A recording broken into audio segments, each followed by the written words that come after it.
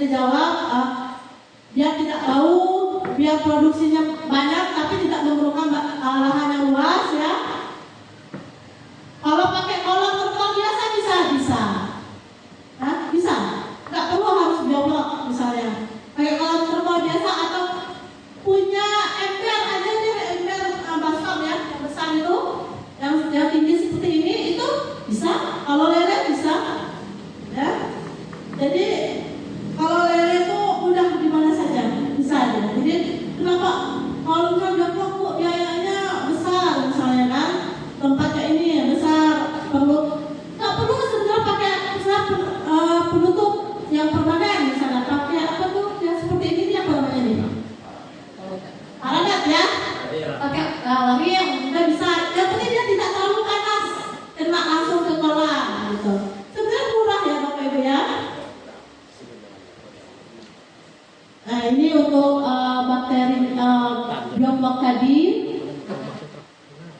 Pakan yang digunakan tergantung jenis ikan ya Bapak Ibu. Kalau ikan lele dia minimal 28 sebenarnya, 28% proteinnya. Tapi kalau dikasih ke gurame Bu, sayang pakannya Pak. Kalau gurame malah dia bagus kasih daun-daunan saja, lebih cepat ya. Misalnya kalau ini mau diisi gurame nggak apa-apa, tidak isi gurame atau nila. Jadi satu jenis ikan berbeda kadar proteinnya yang dibutuhkan. Kalau lele dia cenderung 28 sampai 32%. Jadi kalau kita beli pakan pabrikan itu dia labelnya ada. Ya, nggak bisa kita dibohongi sama penjualnya. Kita lihat di labelnya ya. Ini untuk persiapan media nanti jelaskan dengan teman saya. Ya Mas ya. Untuk persiapan media lebih detail.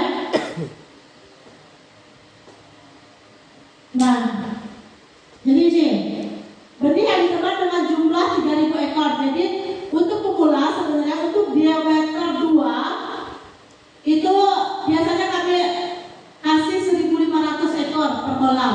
Tapi kalau sudah tahu, sudah mengenal dengan jelas, syarat itu bisa sampai 3.000, 5.000 per kolam. Ada dia pada tebalnya memang tinggi kalau bioblok itu sebenarnya Bapak Ibu, bukan sedikit. Jadi dia tuh padat.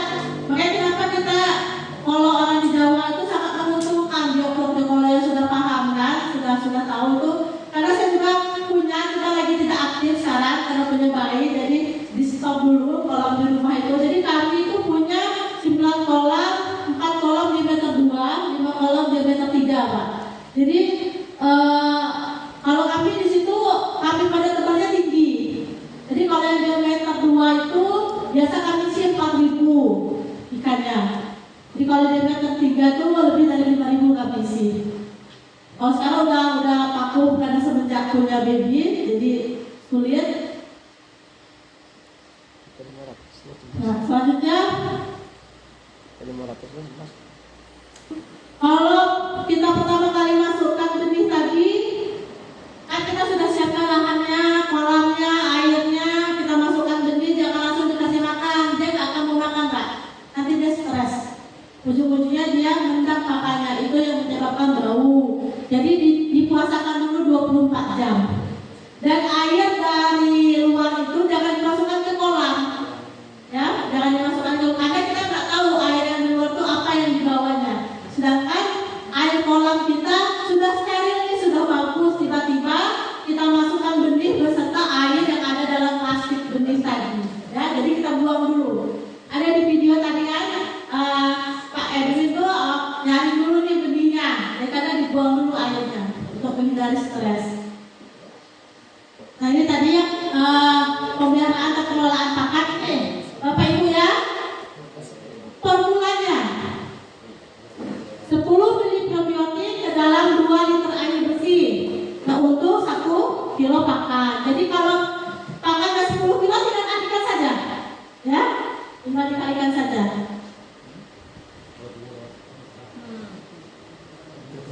Nah ini ciri-ciri kolam yang baik itu tidak berbau, berwarna kecoklatan atau hijau juga bagus ya, hijau juga bagus.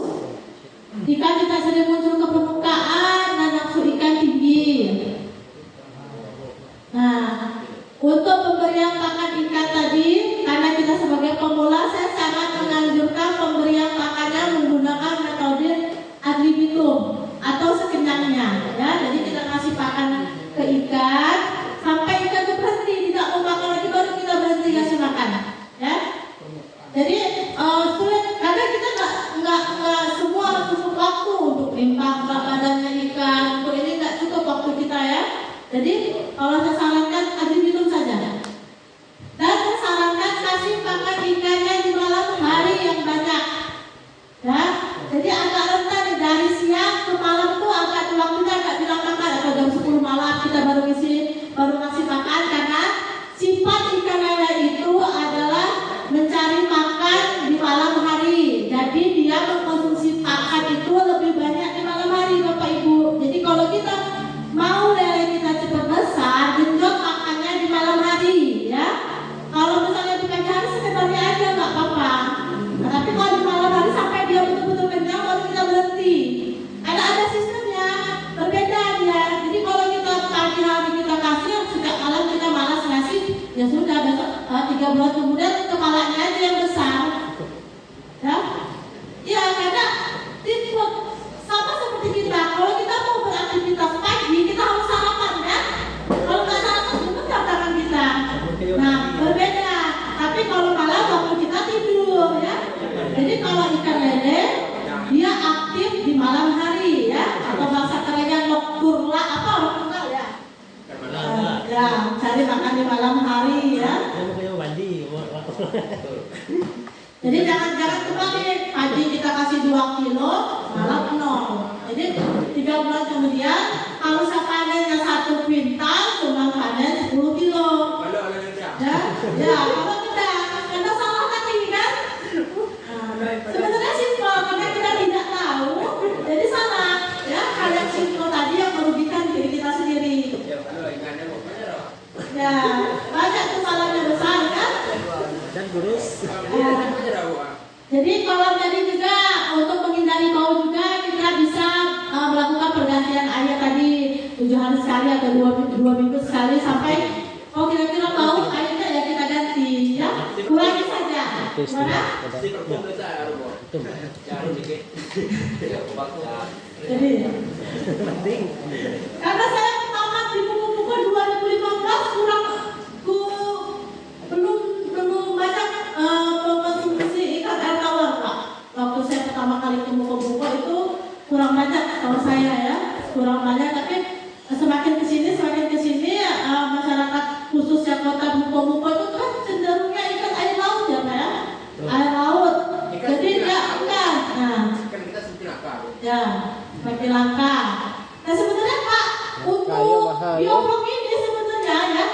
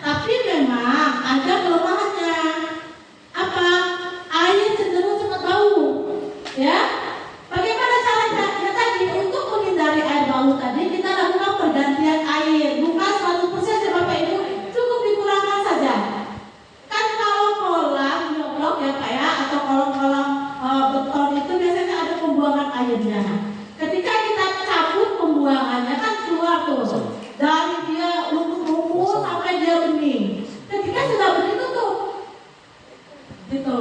Nggak perlu kita sampai berapa senti gitu enggak? Ayo supaya aku kemarau. Gimana Pak? Ayo supaya sekarang Bu. Kemarau ya? Nah,